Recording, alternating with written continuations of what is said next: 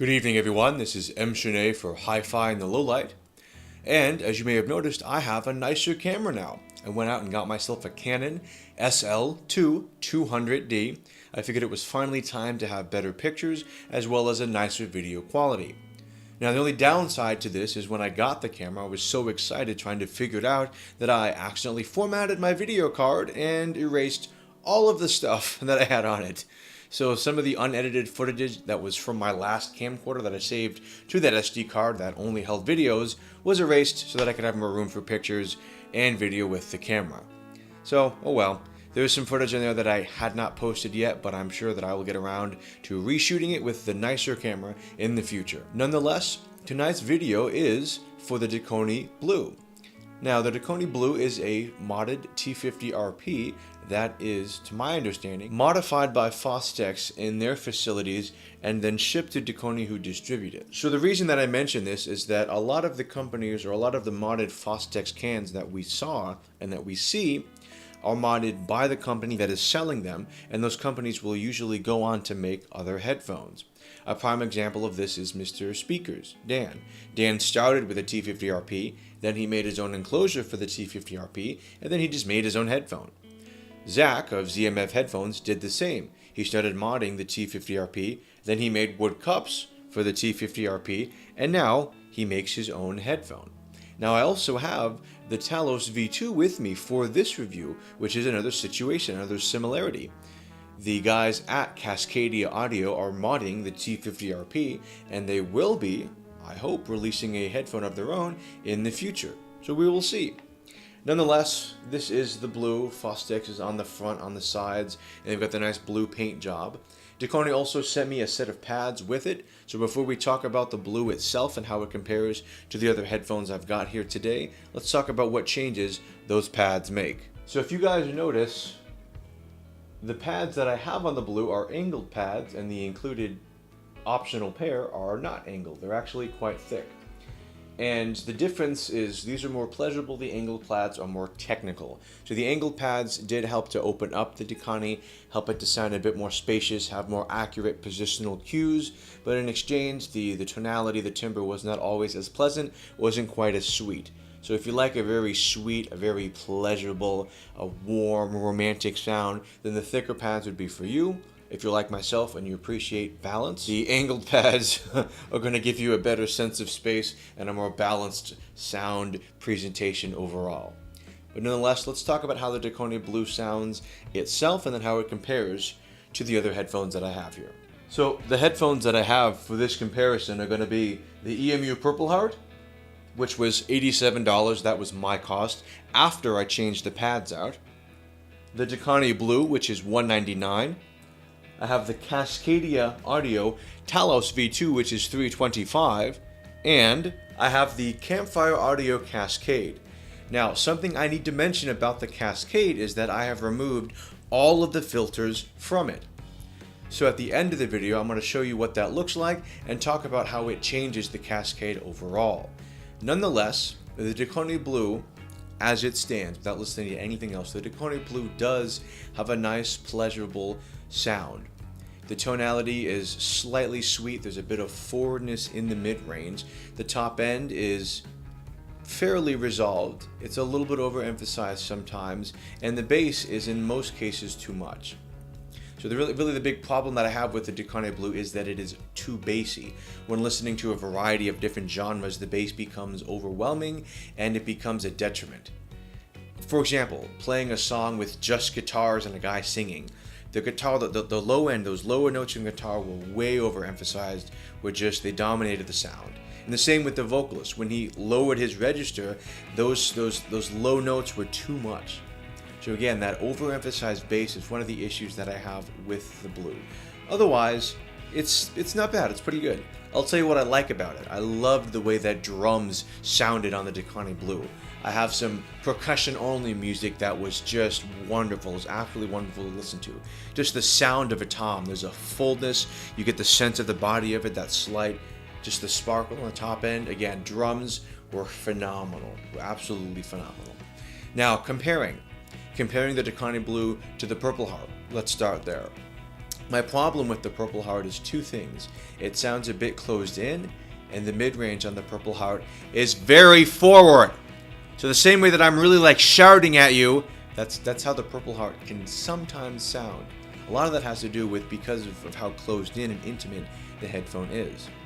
So when you move from the Purple Heart to the Dekoni Blue, you do keep some of the nice tonality that the two share. You do keep a slightly, still a forward mid-range, although the Dekoni is not as, dare I say, shouty as the EMU is. As a matter of fact, the Purple Heart, when you're listening to like jazz or anything with horns, it does become a bit disproportionate or uneven in the mid-range, just because of, I feel, again, how forward that it is. Nonetheless, moving from the Purple Heart up to the Dekoni Blue, you get a more spacious sound. I do feel that you have a still sweet, still forward mid-range, but a bit more balance in the mid-range and especially in the top end, because the Purple Heart can be a bit dark. Now, the qualm that I have with moving from the Purple Heart to the Blue is the bass. When you change the pads on the Purple Heart, there is no instance where I feel that it is too bassy, that there's too much bass. Absolutely not. In every track with every genre that you listen to, the transition from bass to mid-range is quite smooth, and it's even. Even listening to EDM, electronic dance music, has a good power, a good kick, a good slam with the Purple Heart. When I move to the Dekoni Blue, it is very bassy, but it doesn't seem to have as much control than I would like. It does seem a bit overemphasized and almost slow. So again, with the Dekoni Blue, while I appreciated its tone and timbre on my hybrid tube, I do think most of you are going to like it more with a solid state amplifier just because of how problematic the bass is. Speaking purely about tonality, solid state is probably going to be the way to go with the Blue, just because of how forward and how sweet the mid-range already is. Yeah, the other thing I want to mention regarding the Fostex is the build quality and the function. Again, the sound on this is really phenomenal, the bass is super impressive, but the sound is closed in, there's absolutely no isolation, it's kind of flimsy, and this cable is really short. So for those of you that have the Purple Heart and appreciate it, I do think that you can safely move to the Dekoni Blue. Things that you'll find that are nice is, number one, the cable is longer, number two, the build quality is by far better, and you actually get some isolation. So Dekoni Blue versus EMU Purple Heart, I do think the Blue could replace it in a system. However, with the Purple Heart, you don't really need to think about your amplifier, whereas with the Blue, I would go with the cleanest solid state that you can get just to appreciate it, right? Just to keep it balanced. The less distortion, the less noise, the more clean power that you can put into the Blue, the better. Now our next comparison is going to be the Blue with the Talos V2. Both of these are modded Fostex headphones. I do feel that in the same system, the two could complement each other because they're tuned a bit differently. However, if you wanted to pick one, my question would be, what kind of system do you have, or what kind of system do you want? So let's start. The Talos does have a slightly withdrawn mid-range. It is a bit of a slight V in its tuning. However, I do feel that it is technically the better headphone. The Talos V2 has a tighter bass, a faster bass, a very just powerful, very well-controlled low end. It does have that slightly withdrawn mid-range, and it does have a slightly boosted top end comparative to the mid-range. But technically speaking, the Talos V2 is exceptional and is by far the more resolving and just the faster, the more spacious headphone in comparison to the Blue. The problem with the Talos V2 is at times, again, the mid-range is withdrawn. So whereas with the Dekoni Blue, my recommendation is solid state, tons of clean power, no noise, no distortion. With the Talos V2, I do strongly prefer it with a hybrid tube amp. The hybrid tube brings the power that's necessary to keep that bass tight and controlled. However, it does add a little bit of something into the mid-range to help make it tonally more balanced. So, the Dekoni Blue, again, versus the Talos V2. The V2 is the more technical headphone by far, but I would recommend getting the V2 if you have either a very natural sounding solid state amplifier, like some of those from the Aeon family, or the Aeon company, or a hybrid tube amp. On the other side, the Dekoni Blue, while it is not as technical, so it's a bit closed in, it's not as resolving, it doesn't have as much of, the accuracy or that sense of positional awareness, and it is, it is too bassy, right? The blue, the Dekoni Blue, if you're going to go that route, I would recommend a solid state for it. The other big thing that I found differed between the Talos V2 and the Dekoni Blue was not just the detail, but overall balance. Even if you're listening to both of them out of a solid state amplifier, you're still going to find that despite having the slightly withdrawn mid-range on the Talos, it is still the more balanced headphone in every situation in terms of genres, in terms of music. With the V2, there were no genres that were unlistenable. There were no tracks where there was just too much. Right? So the Blue has that beautiful, nice tonality, that nice timbre, but the Blue, again, listening to the Dekoni Blue with guitar, acoustic guitar music, a guy strumming on his guitar and singing, I couldn't listen to it on the Blue. It was overemphasized. Switching to the V2, I do notice that the bass is a bit overemphasized in comparison to the mid-range. I do notice that the vocals are pulled back a little bit comparative, to the low end, but it is not problematic. The transition on the Talos V2 into the mid-range is smooth enough, I feel, and the bass is tight enough that I can really appreciate every genre of music with it.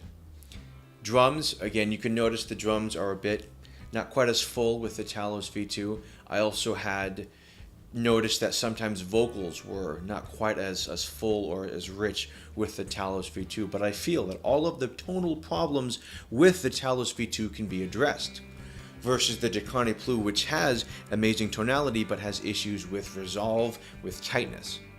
So again, the Talos V2 versus the Dekoni Blue, I do think that you're better off having them complement each other, right? If you're going to use a single amplifier, if you're not going to purchase an amp specific for the Blue or an amplifier specific to the Talos V2, you may be better off just having both, depending on what your tastes are. However, if you can only get one headphone, and you do decide to purchase, an amplifier in the future for that headphone, the Talos V2 is technically the better headphone. It will technically scale better, and it will be, I think, a better value, a better purchase, just because of the detail that it has. There are things that the Talos V2 has that you cannot bring into the Dekoni. Likewise, the Dekoni's beautiful timbre and tonality is something that you can implement into the V2. You can purchase a tube amp to help balance the V2 and bring back some of the beautiful mid-range quality that it's missing. But you cannot purchase something for the Blue that is going to lessen its overemphasized bass or make it any more detailed. Finally, the last headphone, the Campfire Audio Cascade. Let's start by talking about the filters. If you guys remember, the filters are actually stored on the back of the ear cup, and there's normally a white one at the bottom that comes pre-installed stock.